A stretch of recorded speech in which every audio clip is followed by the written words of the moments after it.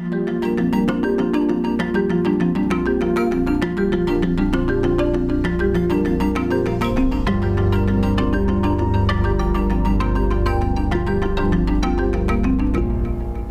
regardez Croissance Verte sur Medi 1 et merci de nous rester fidèles. À l'instar des autres pays membres de l'Union économique et monétaire ouest-africaine, UEMOA, le Sénégal a célébré le mois du consommé local. Instauré depuis 2020, cette initiative clé pour le développement économique durable dans l'espace UEMOA soutient la production locale qui contribue à l'autosuffisance alimentaire et à la résilience économique des pays membres. Au pays de la Teranga, le mois du consommé local permet de promouvoir activement le Made in Sénégal et de soutenir les petites et moyennes entreprises qui sont des acteurs clés dans la création de richesses et d'emplois. Vous le verrez dans un instant à travers notre reportage et pour en discuter sur ce plateau, nous sommes avec monsieur Pape Hassan Gueye, responsable administratif et commercial de Sonago Transformation Agricole. Merci d'avoir accepté notre invitation. Merci monsieur. Et direction la place de la Nation, dans la capitale sénégalaise. C'est un reportage signé Eva Sagna et Bachir Bodian.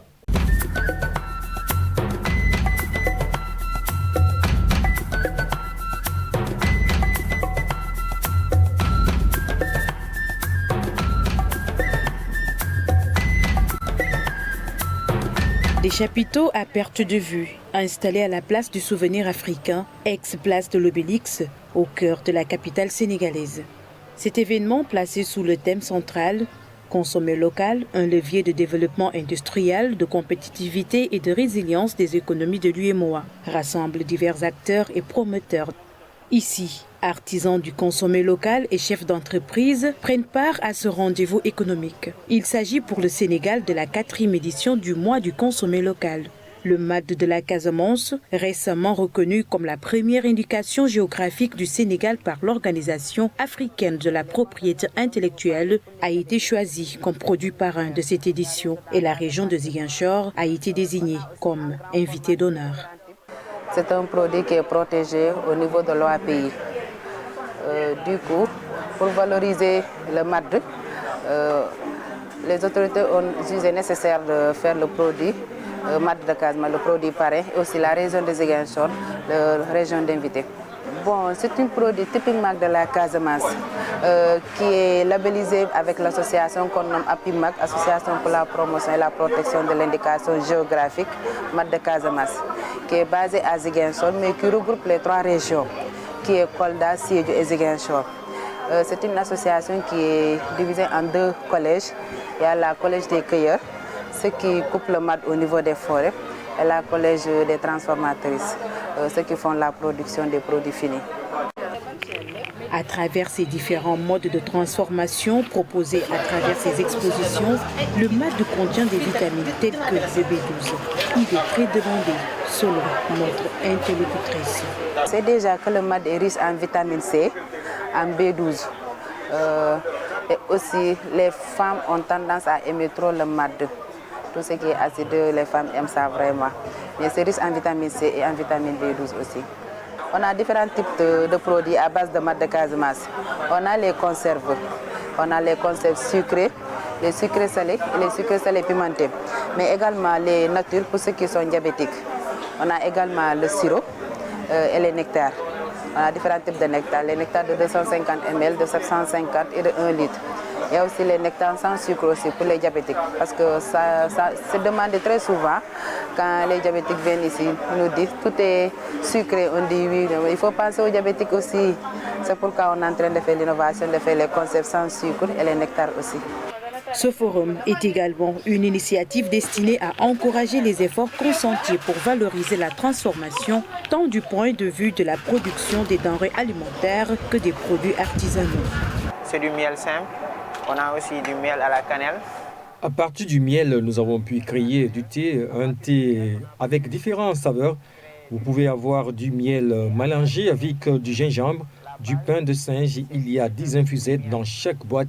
Vous avez ici une composition de miel, plus de la cannelle, de clous de girofle, d'ail, de petit cola. C'est une production made in Sénégal. C'est du miel et gingembre, du dolly baobab, muy bouilli. on atteint beaucoup plus de clientèle qui n'attendaient pas. Nous accueillons beaucoup de clients qui ne s'attendaient pas à voir cette innovation dans le domaine du café Touba. Avec ce type de format de capsule très adapté, bon à utiliser au bureau ou lors des déplacements. Nous avons beaucoup innové dans ce domaine. C'est l'une des innovations majeures. Et malgré la concurrence, la demande est assez forte, surtout avec cette nouvelle formule de café Touba mélangé à la feuille de menthe. Même que poudre menthe également, pour aider. Au Sénégal, le mois du consommé local permet de mobiliser les acteurs pour promouvoir les produits et services économiques et sociaux du pays.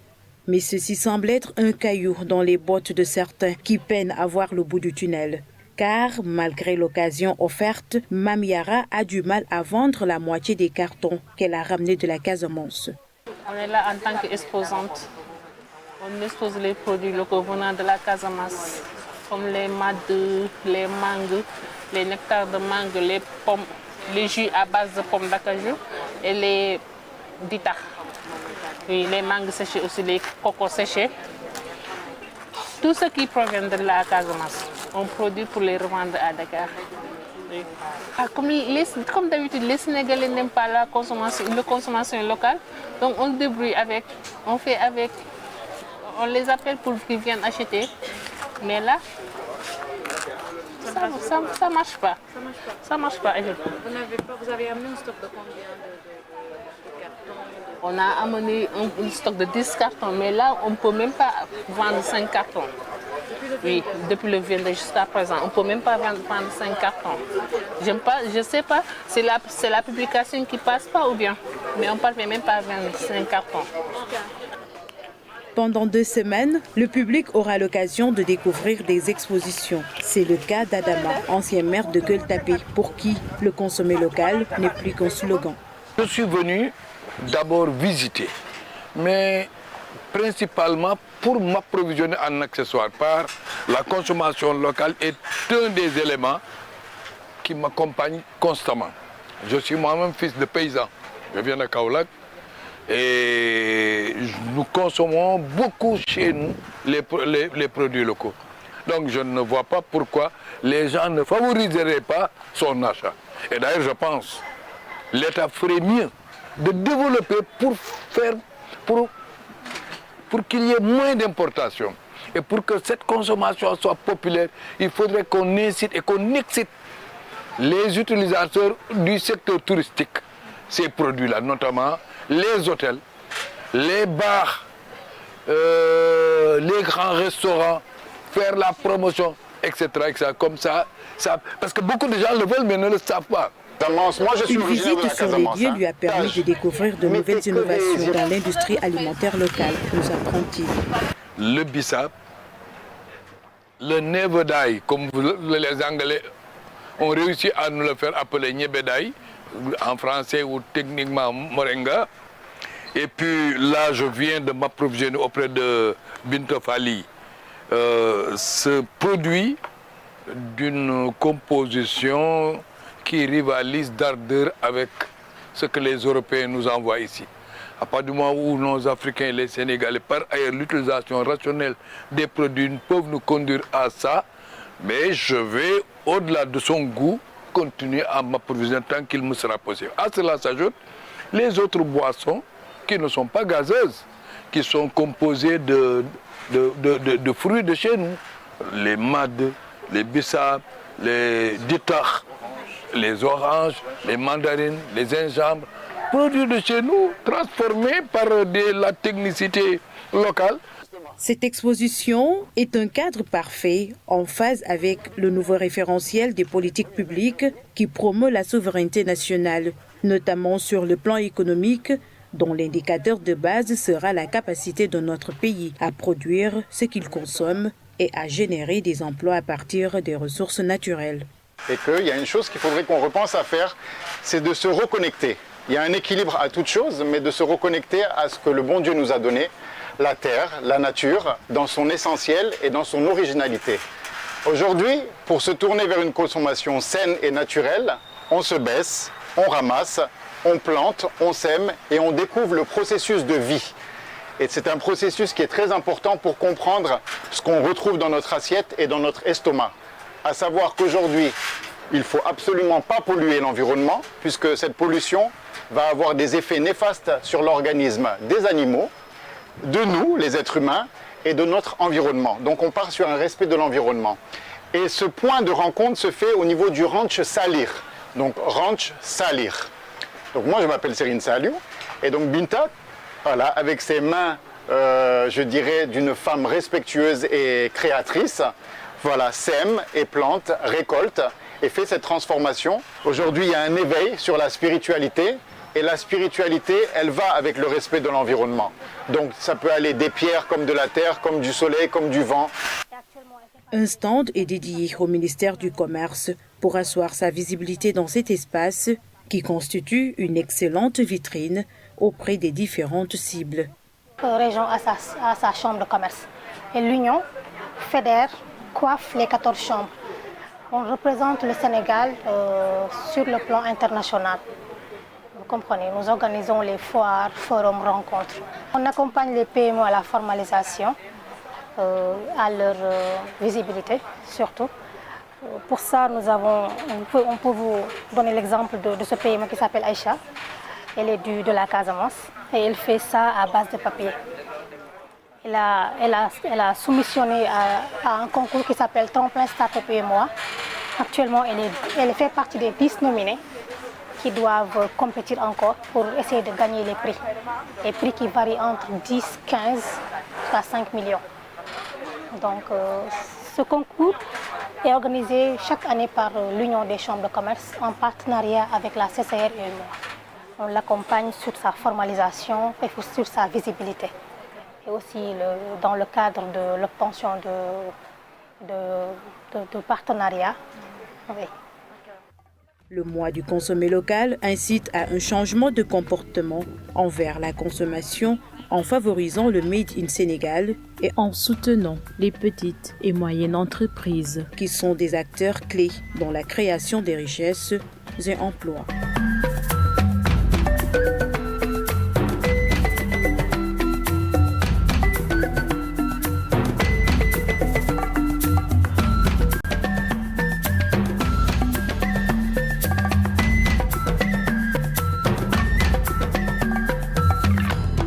De retour sur le plateau de Croissance Verte et nous sommes avec Monsieur Pape Hassan Gueye, responsable administratif et commercial de Sonago Transformation Agricole. Monsieur Gueye, tout d'abord, quel regard portez-vous sur cette initiative, le mois du consommé local? Merci monsieur. Donc je crois que c'est important d'organiser ces genres de foires internationales ou bien nationales dans le but de développer la diversité des produits que nous avons, notamment les produits agricoles. Donc avec la valorisation et la transformation des produits agricoles, les pays ont une diversité de cultures et c'est important de le valoriser et de le mettre en place. Comme on a vu tout à l'heure sur l'interview, il y a les modes et différents produits à laquelle ce sont des retombées des fruits et qui est transformé. Je crois que ce sont des choses importantes à valoriser, à mettre en place pour le développement du Sénégal, pour le développement des territoires, pour le développement du Sénégal en partie, de la sous-région, mais aussi du monde. Selon vous, les consommateurs au Sénégal sont-ils de plus en plus sensibles à l'importance du consommé local?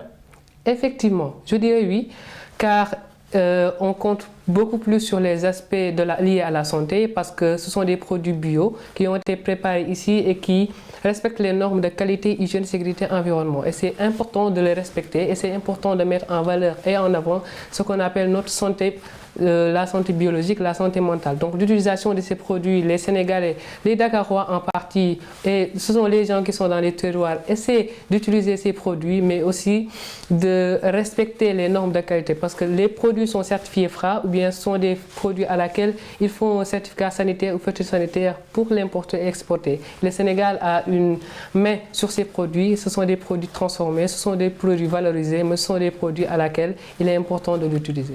Comment l'initiative le mois du consommé local impacte-t-elle la création de nouvelles opportunités d'emploi dans le pays? D'abord, par Parce que ce sont ces genres de rencontres qui est important, parce que ça permet de valoriser tous ces produits, mais ça permet aussi de faire des rencontres B2B, de valoir ce qu'on appelle les futurs métiers, parce que l'agriculture et l'agroalimentaire, ce sont des futurs métiers qu'il faut mettre en place, ce sont des futurs métiers à laquelle les jeunes doivent s'investir, doivent s'y mettre pour vraiment prendre les retombées qui sont dans l'agriculture, mais aussi pour le développement du Sénégal du point tactique, stratégique et opérationnel. Je crois que l'État doit mettre en pratique et doit mettre l'ensemble des moyens pour qu'on organise ces genres d'activités sur le plan interne, sur le plan international. Selon vous, quel secteur tire le plus profit de cette initiative?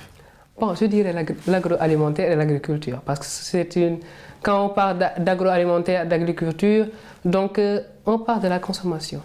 La consommation, le contenu local. Ce sont les ressources qu'on a, nationales, la main-d'œuvre nationale, la main-d'œuvre locale qu'on valorise, qu'on essaie de développer. L'agriculture en est une.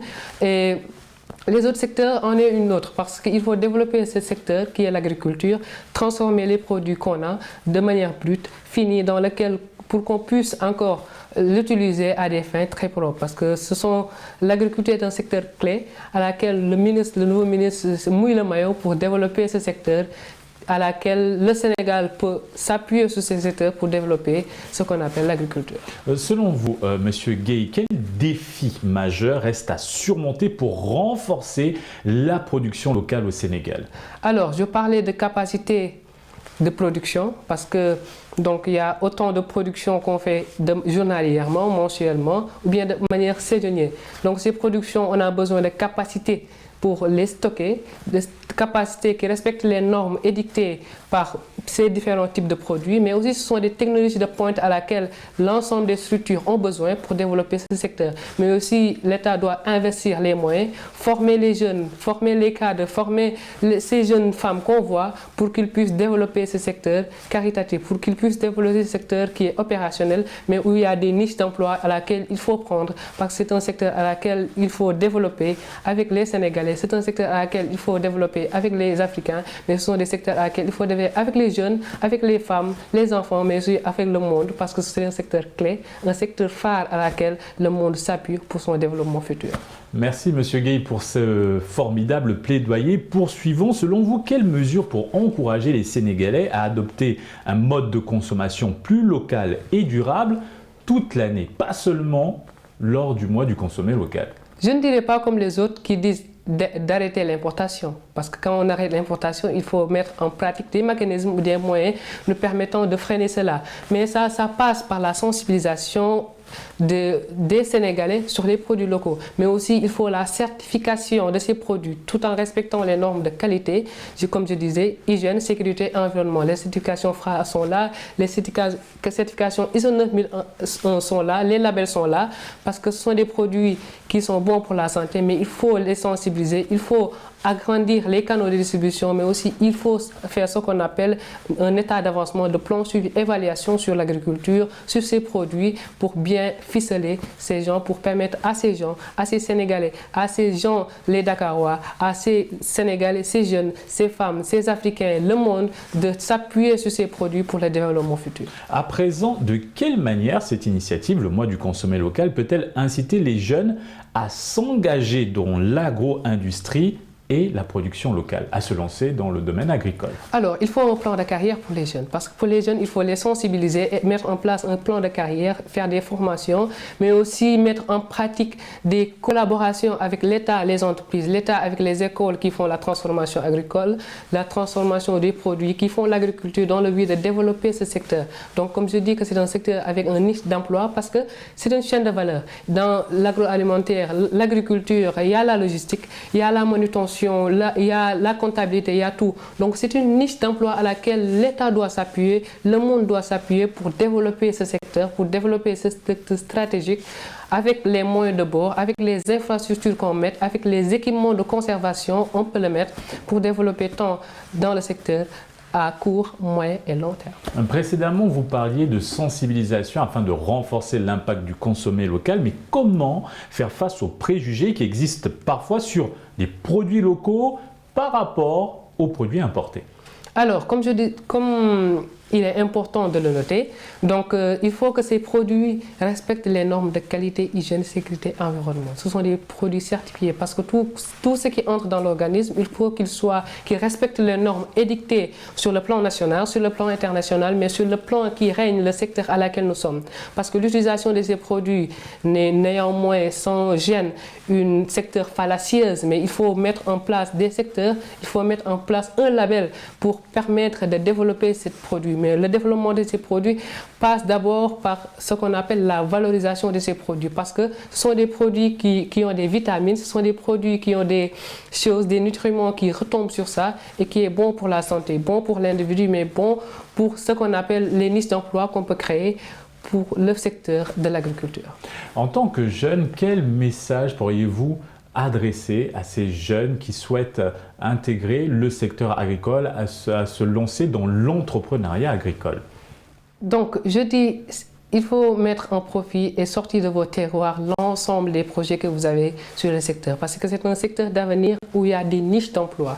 Donc, comme je prends l'exemple de beaucoup de sociétés qui ont été créées souvent en 2022-2021, mais qui se développent parce que ce sont des produits à laquelle il est important de les développer parce que ce sont des produits à laquelle les gens en ont besoin pour se développer sur le plan sanitaire, sur le plan des autres aspects. Ce sont des aspects à laquelle il faut mettre en place avec l'appui de l'État, avec l'appui des jeunes, avec l'appui des secteurs parapublics, avec des ONG, des organismes nationaux, internationaux, dans le but de développer cette niche d'emploi, de développer ce secteur qui est un secteur d'avenir. Un secteur d'avenir pas dans 2 ans, pas dans 5 ans, pas dans 10 ans, mais des centaines d'années à laquelle ce secteur peut prendre en compte. On parle de souveraineté alimentaire, de sécurité alimentaire, mais c'est important de mettre en place, de mettre en valeur ce secteur parce que c'est un secteur clé pour le développement du Sénégal, comme je l'avais dit. Monsieur Gueye, vous êtes jeune et vous êtes le responsable administratif et commercial de Sonago Transformation Agricole. Pourquoi avoir choisi ce secteur et pas un autre? Qu'est-ce qui vous a attiré? Alors, donc, comme je vous avais dit, moi j'ai fait une formation en transport logistique. Donc, il y a des liens, des chaînes de valeur. Mais c'est un métier d'avenir où il est important de prendre les retombées qu'on a. Donc, particulièrement au Sénégal, il y a la DER, FJ, il y a aussi les organismes mis en place par l'État qui font des formations dans ce secteur. C'est un secteur où il y a des niches d'emploi, comme j'ai l'habitude de dire. C'est un secteur à valoir pour développer nos terroirs, pour développer les tombées qu'on a de l'agriculture, mais pour développer le bien-être. Parce qu'il y a des produits qu'on importe qui ne respectent pas les normes édictées par les secteurs, qui ne respectent pas les normes et qu'on ne sait pas l'utilisation. Donc à nous, à notre niveau, si au Sénégal, à Dakar spécifiquement, ou bien dans les terroirs, on arrive à se réformer, à se mobiliser, à sensibiliser, à mettre en place ces valeurs, il est important aussi de mettre en pratique et en valeur ce secteur pour bien développer le Sénégal, pour bien développer en particulier les localités qui nous entourent, les métropoles et les sous-régions. Monsieur Gueye, à présent, quelles recommandations pour que l'État sénégalais améliore la compétitivité des produits locaux? D'accord, donc il faut investir et attirer les jeunes à aller dans ce secteur d'abord, mais aussi il faut être en partenariat avec les écoles qui font la formation et de les diversifier. Ça, c'est la première chose. Il faut valoriser les produits, mais valoriser les produits, ça veut dire investir dans ce secteur, mettre en pratique l'ensemble des moyens de pointe de dernière génération permettant à ces entreprises, petites ou moyennes ou grandes, de développer ce secteur qualitatif qui est important pour le Sénégal. Mais aussi, il faut ce qu'on appelle la formation des jeunes, parce que sans formation, on ne peut rien faire. Sans formation, on ne peut pas donner une touche personnelle qu'on a de ce secteur, mais il faut une formation avec une étroite collaboration, avec des locales permettant, des grands standings permettant aux Sénégalais de développer ce secteur pour ne pas que les produits pourrissent dans les localités différentes ou bien dans les localités que le Sénégal regorge en termes normaux ou qualitatifs. Lors de cette 4e édition du mois du consommé local, le fruit, le MAD, était à l'honneur. Quelle est la particularité de ce fruit? Pourquoi rencontre-t-il autant de succès, surtout chez les femmes?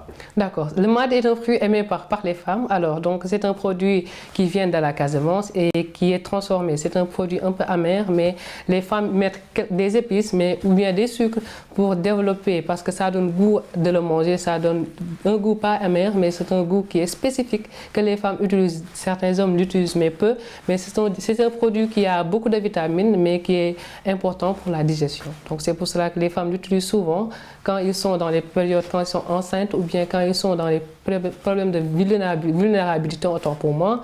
Ils l'utilisent, les hommes aussi, mais aussi les jeunes, ils l'utilisent parce que c'est un produit important au Sénégal. Vous l'avez déjà goûté? Une seule fois. Vous l'appréciez? Effectivement. Monsieur Gueye, merci pour cet éclairage. Merci encore d'avoir accepté notre invitation. Merci monsieur, merci pour cette conversation enrichissante et merci pour tout. Merci et c'est ainsi que s'achève cette émission. Excellente suite des programmes sur la panafricaine Média.